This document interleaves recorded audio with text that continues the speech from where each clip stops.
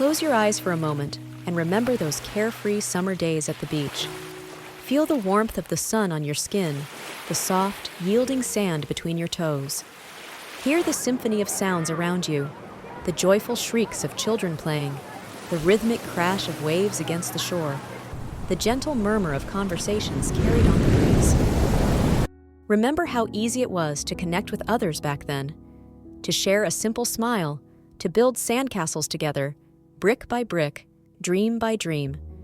Remember how it felt to understand each other, even without words, to communicate through shared laughter and the universal language of play? It felt like anything was possible, like the world was full of open hearts and helping hands, all reaching out to connect, to build something beautiful together. But somewhere along the way, the world started to feel a little less like a beach and a little more like, well, a battlefield. The carefree laughter of summer has been replaced by the deafening roar of division and discord.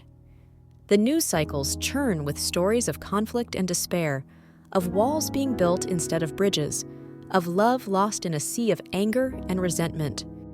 In the Middle East, the seemingly endless conflict between Israel and Palestine continues to cast a long shadow over the land.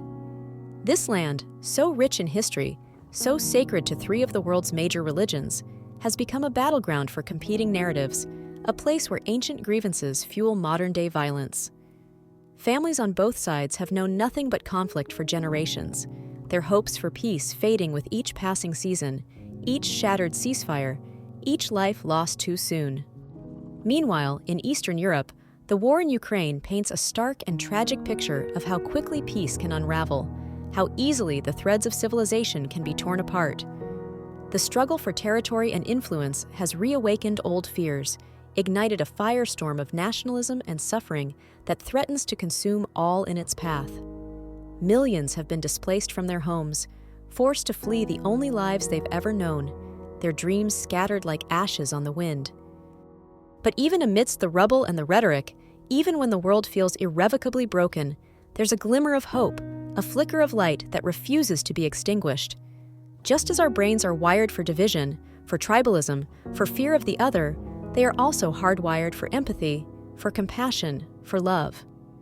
Just as easily as we categorize people into groups, build walls between us and them, we can also learn to see the individual, to recognize the shared humanity that binds us together, to remember that we are all connected, all part of something much larger than ourselves. Rachel is a woman who grew up in a community divided by political ideology, a place where people viewed each other with suspicion and distrust. She told about the time she befriended a neighbor who held completely opposite views. They started by simply listening to each other, sharing stories over cups of coffee, finding common ground in their shared humanity, their love for their families, their hopes for the future. Over time, their differences became less important than their shared desire to build a better world for themselves and their children. Building bridges starts with small acts of courage and compassion. It's about choosing empathy over judgment, curiosity over fear, connection over division. It's about remembering that we're all just kids at heart, trying to build something beautiful together, longing for a world where love triumphs over hate, where understanding bridges the divides that separate us. So, the next time you feel the urge to build a wall, to turn away from someone different from you, to give in to the voices of fear and division, ask yourself, what would happen if I built a bridge instead? What if, instead of focusing on our differences, we focused on our shared humanity, our common hopes and dreams? You might be surprised by the connections you make, the stories you uncover, the beauty you discover on the other side. We may not solve all the world's conflicts overnight, but by choosing empathy and understanding, one conversation, one interaction, one act of kindness at a time, we can start to rebuild the bridges that connect us, creating a world where peace is not just a dream, but a living, breathing reality.